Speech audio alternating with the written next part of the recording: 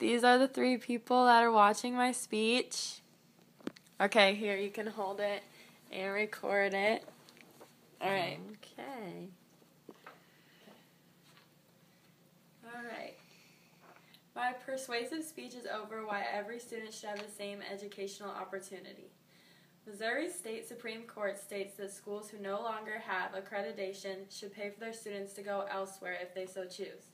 This means that parents are given the opportunity to send their children to a school within another school district that has accreditation. However, in St. Louis, the issue has opened up many complicated questions that have to do with race and class. In this argumentative speech, I will explore sides to an argument that has America challenged, but also persuade you to the side that I believe is correct. Should a school have to take in students from other areas just because they live in a district where the school system is not as credited? Or should students have to live with the education that their residential area provides? After being struck down by a St. Louis County Circuit judge in 2012, fortunately, the law that allowed students from unaccredited districts to transfer to better schools was given hope in the summer of 2013. The Missouri Supreme Court ruled in June of 2013 that the transfers were in fact constitutional and that they could proceed. This meant that in the fall of 2013, nearly 2,000 students in the St. Louis area would be attending schools outside their home district. The ruling came with a lot of varying emotions among the citizens of St. Louis. Parents who worried about newcomers coming into their child's school district asked themselves, will my student's education and achievements be hampered by these new kids? While parents of newcomers wondered, will my child be treated well at this new school due to the situation? In an interview done by Michael Martin of NPR News on a special broadcast on St. Louis Public Radio, Michael discusses one of the city's biggest bragging rights, St. Louis's new law that allows the acceptance of students to accredited schools from those that had lost their accreditation.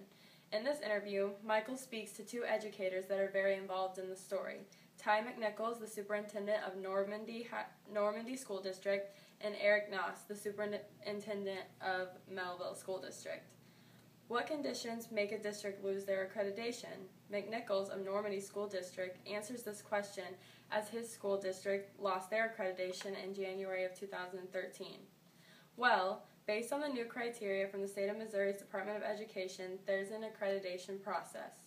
And so as a result of that, Normandy lost its accreditation primarily because of the achievement results on what we call the MAP test. Historically, our students haven't done well on that assessment, but what they changed from the test has put us in a new category in which historically we were given provisional accreditation. Due to this, students from Normandy School District and other unaccredited schools were given the opportunity to transfer to a school district that had overall better academic performance, higher scores on these tests. The St. Louis area has 2 unaccredited districts, Normandy and Riverview Gardens, both of which are in North St. Louis County.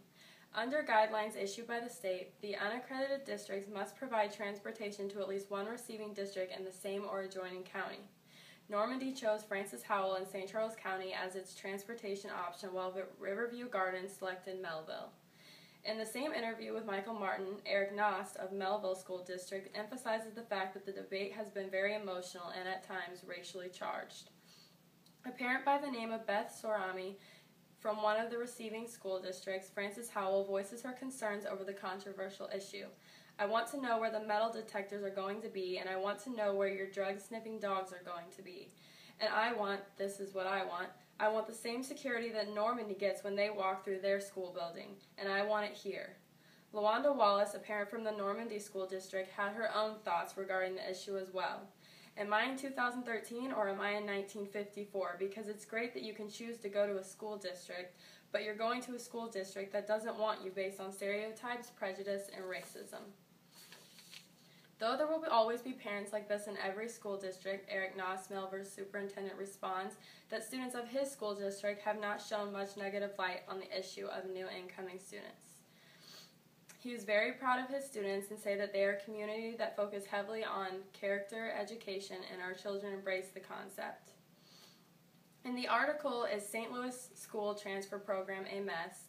One of the big concerns of this whole debate, though, still exists. Will the law be changed? The answer is likely yes, but how is still unclear. There is believed to be 4 different possible viewpoints that a person could see with the transfer program. Is it fair for all students not to have the same academic opportunities? Should one student get to attend a school with better educators and higher overall test scores, while another must attend a school without these commodities? No. I am someone who believes that every child should get the same educational opportunity. My viewpoint on this controversial issue sides with the thought that it is morally right to grant students the choice to attend a school that could possibly give them a greater education, which could lead to a more prosperous future. Students cannot help what area they live in and what school this forces them to attend. And though it may not be their parents' fault either, the fact that students live where they live is not their problem to solve, being that most children are born into their designated school district. For a person to argue that there should be a limit in the amount of students allowed into the transferring school district is also wrong. What makes one student more deserving of a higher education and brighter future over another?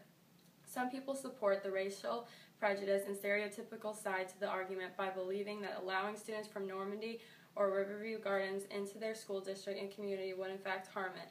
As long as a child is coming to the district to receive an education, resides by the school's policies and rules just like your own child that is a resident of the school district, how could they possibly harm your community any more than your own child could? If somehow the unaccredited schools could receive higher education quality through increased support and more superior resources to the schools and community, then maybe both sides of this issue could win. As it looks now, all sides to this controversy and whether the law will stay or go will most likely be debated for some time to come. My sources were npr.org, news.stlpublicradio.org, choicecorp.org, and stlcityschools.org.